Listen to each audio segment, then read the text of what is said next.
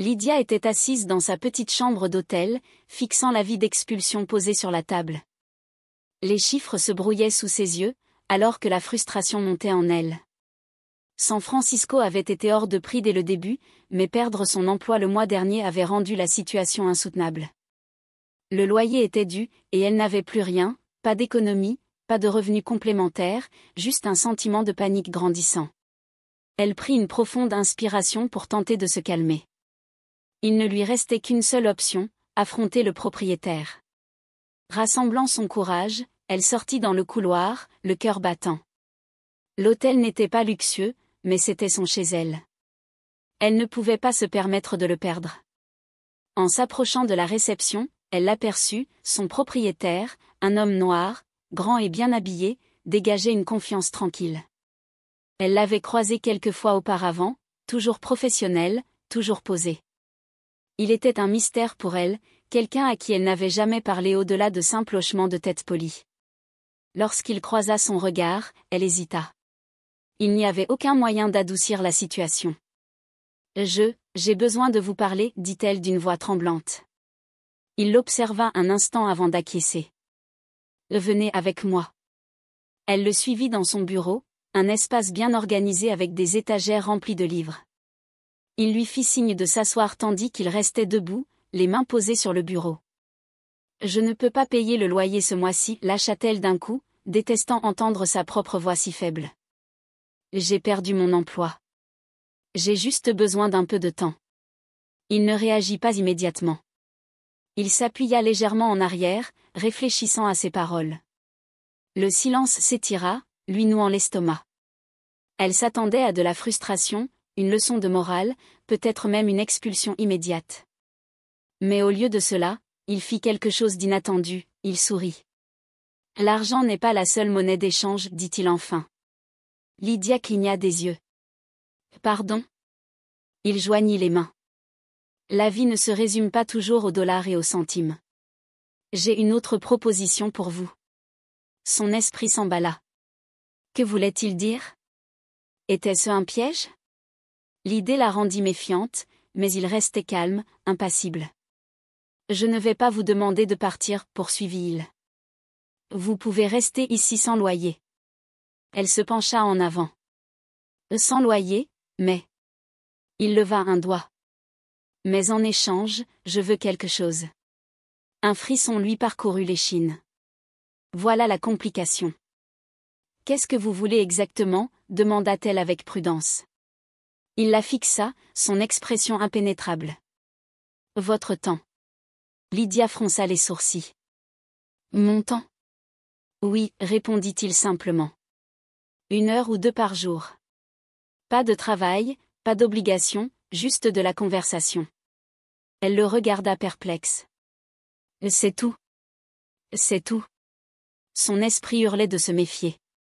Rien n'était jamais gratuit, et pourtant, il y avait quelque chose dans sa voix, quelque chose d'authentique. Il ne semblait pas être un homme qui jouait à des jeux. C'est insensé. Et si je refuse ? Demanda-t-elle. Il haussa les épaules.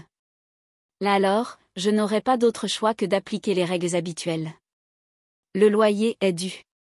Elle mordit sa lèvre, pesant le pour et le contre. Il devait y avoir un piège. Il y en avait toujours un. Mais à cet instant, face à une expulsion qu'elle ne pouvait pas se permettre, la fierté n'avait plus sa place. D'accord, dit-elle lentement. Je le ferai. Il sourit de nouveau, cette fois avec quelque chose qui ressemblait presque à de l'amusement. Bien. Lydia quitta son bureau plus confuse que soulagée. À quoi venait-elle de consentir ? Pourquoi un homme comme lui voudrait-il passer du temps avec quelqu'un comme elle ? Et surtout, que voulait-il vraiment ? Cette nuit-là, allongée sur son lit, elle repassa leur conversation encore et encore. Quelque chose chez lui l'intriguait, non pas de manière menaçante, mais d'une façon qu'elle ne pouvait pas expliquer. Pourquoi un homme riche perdrait-il son temps à parler à une locataire fauchée ? Qu'en retirait-il ? Plus elle y réfléchissait, moins cela avait de sens. Au matin, elle faillit prendre la décision de partir, mais la réalité la rattrapa. Elle n'avait nulle part où aller. Lorsqu'elle arriva à son bureau plus tard dans la journée, il l'attendait déjà, assis dans son fauteuil en cuir, son expression toujours aussi insondable. Vous êtes venu, dit-il, comme s'il n'avait jamais douté qu'elle le ferait. Je tiens parole, répondit-elle en croisant les bras. Il désigna le siège en face de lui. Bien. Pardon. Lydia s'assit, raide, incertaine de comment commencer. De quoi? De n'importe quoi, répondit-il en s'adossant. Parlez-moi de vous. Elle hésita. Pourquoi ça vous intéresse? Ses lèvres s'étirèrent légèrement. Les gens sont plus que leurs circonstances. Vous n'êtes pas juste une femme qui ne peut pas payer son loyer. Vous avez une vie, une histoire. Je veux l'entendre. Elle n'était pas sûre de pourquoi, mais quelque chose dans son ton la poussa à répondre. Elle lui parla de son enfance dans une petite ville, de son arrivée à San Francisco avec de grands rêves, et de la manière dont ses rêves s'étaient effondrés sous le poids de la réalité.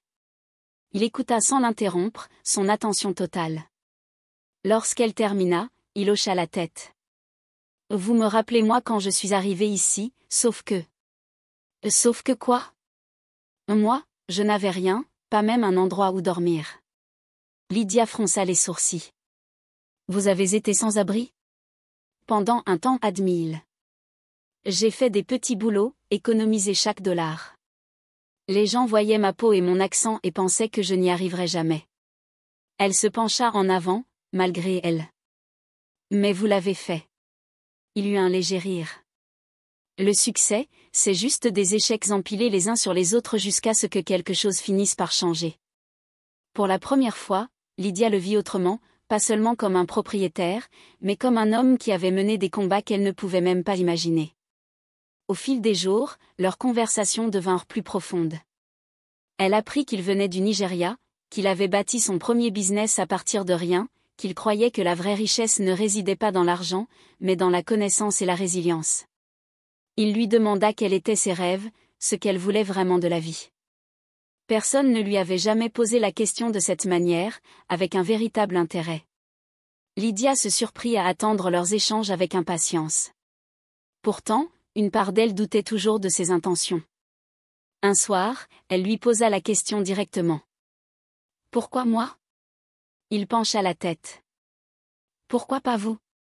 Vous pourriez passer du temps avec n'importe qui, des gens qui comptent vraiment. » Il se pencha vers elle. « Qui décide de qui compte ? L'argent ? Le statut ? » Elle baissa les yeux. « C'est comme ça que fonctionne le monde. » Il sourit, un sourire énigmatique. « Seulement si vous le laissez faire. » Lydia n'eut pas de réponse à cela. Pour la première fois depuis longtemps, elle ne faisait pas que survivre, elle réfléchissait, évoluait, et cela lui faisait plus peur que tout le reste. Lydia ne s'attendait pas à se sentir à l'aise avec lui, mais leurs conversations devinrent la seule partie de sa journée qu'elle attendait avec impatience. Il avait une manière de la faire penser différemment, de remettre en question ses points de vue sans imposer les siens. Elle commença à voir le monde à travers ses yeux, comment il avait construit son entreprise, comment il avait géré les préjugés, comment il n'avait jamais laissé personne dicter sa valeur. Mais le confort mène souvent à la complaisance. Un après-midi, alors qu'elle retournait dans sa chambre, son téléphone vibra. Un nom familier s'afficha à l'écran, Jason. Elle hésita avant de répondre. Cela faisait presque un an depuis leur rupture tumultueuse, et pourtant, il agissait comme si rien ne s'était passé. « Et Lydia » dit-il d'une voix douce. Elle serra la mâchoire. « Qu'est-ce que tu veux, Jason » dit-elle, se remémorant comment il l'avait laissée quand elle avait le plus besoin de lui, comment il avait toujours su la ramener. Elle aurait dû l'ignorer, mais elle se surprit à répondre. « D'accord. » Ce soir-là, ils se retrouvèrent dans un bar tranquille. Jason avait le même air confiant, charmeur, dangereux d'une manière familière. Il lui acheta un verre et lui demanda comment se passait sa vie. Elle mentionna qu'elle avait perdu son travail, mais omit de parler du propriétaire de l'hôtel. Jason n'avait pas besoin de savoir ça. « Et tu sais, dit-il en se penchant vers elle, tu n'as pas à lutter comme ça. Je pourrais prendre soin de toi. » Lydia se tendit. C'était toujours son jeu, lui offrir la sécurité comme un appât, mais ce soir-là, ça ne l'attirait pas comme avant. « Les choses sont différentes maintenant, dit-elle. Jason esquissa un sourire. Oh, vraiment? Elle ne répondit pas, se demandant si elle l'était vraiment, ou si elle se contentait de faire semblant. Quelques vers plus tard, son jugement se brouilla. Quand Jason lui proposa de retourner chez lui, elle hésita, mais seulement un instant. Le matin suivant, la réalité la frappa de plein fouet. Alors qu'elle sortait discrètement de l'appartement de Jason, la honte l'enveloppait comme une seconde peau. Elle avait trahi la seule personne qui avait été honnête avec elle. Elle se répétait que cela n'avait pas d'importance, que rien ne s'était passé entre elle et le propriétaire de l'hôtel, mais au fond d'elle, elle savait que c'était un mensonge. Lorsqu'elle retourna à l'hôtel, elle le trouva en train de l'attendre. Son expression ne changea pas, mais quelque chose dans ses yeux avait changé. « Longue nuit ?» demanda-t-il, sa voix impassible. Lydia avala difficilement. « Ce n'est pas ce que tu crois. » Il esquissa un petit sourire triste. « Je pense que tu es libre de faire tes propres choix. » Les mots la frappèrent plus durement que n'importe quelle colère. Elle voulait s'expliquer, lui dire qu'elle avait fait une erreur, mais avant qu'elle ne puisse le faire, il plongea la main dans son bureau, en sortit un morceau de papier et le lui glissa. « Et tu ne me dois rien, dit-il doucement. Ta dette est réglée. » Son cœur battait la chamade. « Que veux-tu dire ? » Je veux dire que tu es libre de partir. Ses larmes brûlaient à ses yeux. Je ne veux pas partir. Il expira, la regardant un long moment, puis d'une tranquillité finale, il dit, mais tu l'as déjà fait. Lydia s'assit dans sa chambre, regardant le bout de papier dans ses mains. Les mots se brouillaient, mais leur signification était claire. Son loyer était effacé. Elle était libre.